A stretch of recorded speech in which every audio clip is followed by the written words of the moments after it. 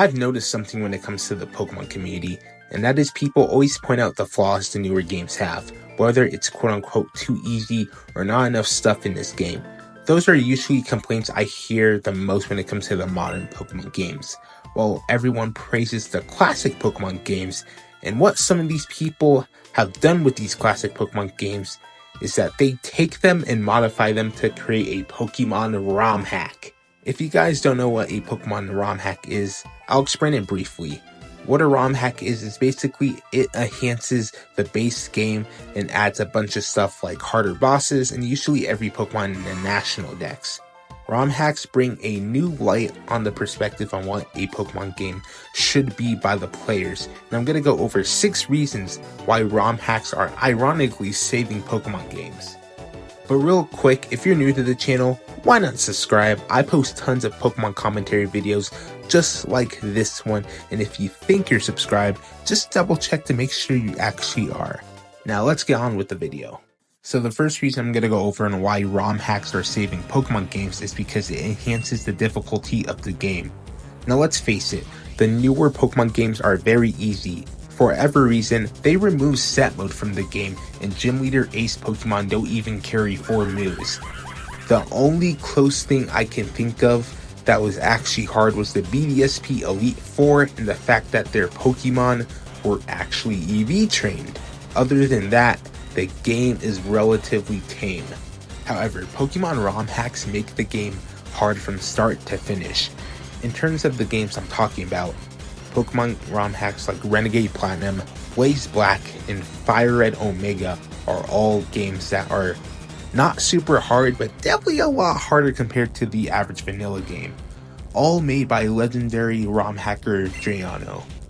So if you're looking for a Dark Souls but as a Pokemon game, then it shouldn't be too difficult to find either. Despite popular belief, it's not actually hard to make a super hard ROM hack, but it's actually hard to make a super hard ROM hack, which is actually fun to play.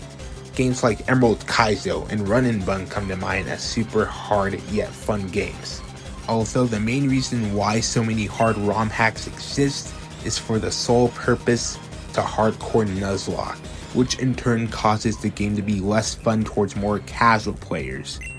And then you have ROM hacks that try so hard to be the hardest Pokemon game of all time, so you add a bunch of bullshit, which in turn makes some fights trivial, and you have a shit show that is Radical Red. Okay, now the second reason is grinding.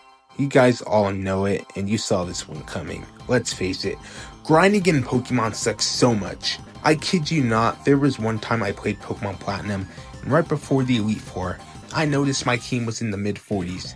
And the average level of the Elite Four Pokemon is between 54 and 55. So it took me, I kid you not, 8 hours to get my Pokemon from the mid 40s to the late 50s. And that was the entire day wasted. With these ROM hacks, you can get unlimited rare candies because they just give them to you, and you can skip grinding altogether. Alternatively, grinding in ROM hacks feels a lot better to do compared to the vanilla games because of speed up. And it actually brings me to my next point. Number 3, the game feels faster. Due to things like speed up or just a faster engine in general, the replayability of some of these games are insane. You could theoretically argue that a faster game will make our attention spans weaker, which in turn would make the vanilla games borderline unplayable on cartridge. Though due to the prices of some of these games, you might as well just play the vanilla games on an emulator, assuming you know how to do that. The reason is short, yeah, but the shorter reasoning sort of matches with the arguments, so yeah. Number 4, quality of life improvements. Probably the best thing ROM hacks do is add more stuff compared to the original game. For example, adding more Pokemon to the game or making trade evolutions non-existent, which is great, but also acknowledges the flaws the base games have and remedy the issues. A good example of this would be fixing Johto's flaws.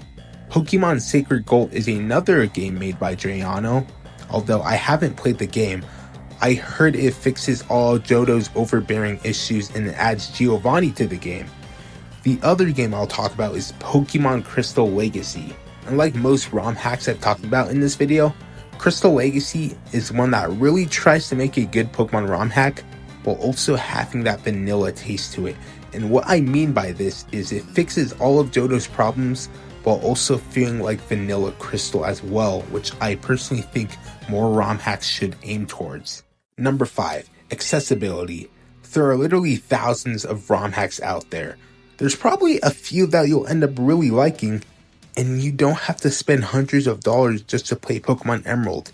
You can make your own ROM hack if you really wanted to, really. It's not that hard, but be prepared to spend a couple years of your life working on it. And the final reason why ROM hacks are saving Pokemon games is due to how fun it is to watch at times. You see, with a vanilla Pokemon game, you know what's going to happen, but chances are when you see someone play a ROM hack, there's a good chance you have no idea what's in it, so it's completely new to you. Imagine my shock where I found out there's a ROM hack out there that adds Paul from the Pokemon anime to the game. It brings a new perspective on Pokemon games as a whole, and when you're watching people play the game, you think to yourself, hey, maybe I can take a shot at this in the future. Overall, I can see ROM hacks playing a crucial part to the Pokemon community in the near future. Anyways, that's going to be it for today's video. If you enjoyed it, make sure to subscribe to the channel, like the video, join the Discord server, and comment down below your thoughts on Pokemon ROM hacks. Anyways, I'll see you guys in the next video. Peace.